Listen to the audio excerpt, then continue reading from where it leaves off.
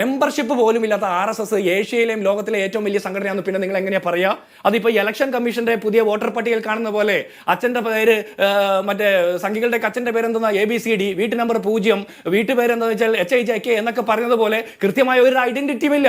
പല ID card, പല നാടുകളിൽ വോട്ട്, പല സംസ്ഥാനങ്ങളിൽ വോട്ട്, സംഘികളെ പല നാടുകളിൽ നിന്ന് കൊണ്ടുവന്ന് വോട്ട് ചെയ്യിക്കുന്നു, ജയിപ്പിക്കുന്നു. അതുകൂടാതെ വോട്ടിംഗ് മെഷീനിൽ കൃത്രിമം നടത്തുന്നു. ഇതുപോലെ ഒരു പരിപാടിയാണ്. RSS ആരാണെന്ന് RSSന് പോലും അറിയില്ല. മെമ്പർഷിപ്പ് ഉള്ള RSS ആരാണെന്ന് അവർക്ക് അറിയില്ല. കാരണം മെമ്പർഷിപ്പ് ഇല്ല, ഭരണഘടനയില്ല. ആകെയുള്ളത് അപ്പാപ്പ കാണുന്ന നിലപാട് വെച്ചിട്ട് മുന്നോട്ട് പോകുന്നു. ഇപ്പോൾ അതിന് നമ്മൾക്ക് അതിന് തന്ന മറുപടി എന്താ? ഭരണഘടനയുള്ള അല്ലെങ്കിൽ ഈ ചട്ടക്കൂടുകളുള്ള സംഘടനകളൊക്കെ സങ്കുചിത പ്രവർത്തനമാണെന്ന്. അങ്ങനെ BJPക്ക് മെമ്പർഷിപ്പ് ഉണ്ടല്ലോ, മിസ് കോളിലൂടെ മെമ്പർഷിപ്പ് സ്വീകരിക്കുന്നുണ്ടല്ലോ. അപ്പോൾ BJP ഒരു സങ്കുചിത സംഘടനയാണെന്നാണോ ബിജു നായരുടെ അഭിപ്രായം? അപ്പോൾ സങ്കുചിത സംഘടനകളല്ല. നാട്ടിലെ ഒരു ക്രിക്കറ്റ് ക്ലബ്ബുകാരന് പോലും അവർക്ക് രജിസ്ട്രേഷൻ എടുക്കണം. അവർ സ്വീകരിക്കുന്ന ഫണ്ടിന്റെ ഓഡിറ്റിംഗും കണക്കും വെക്കണം.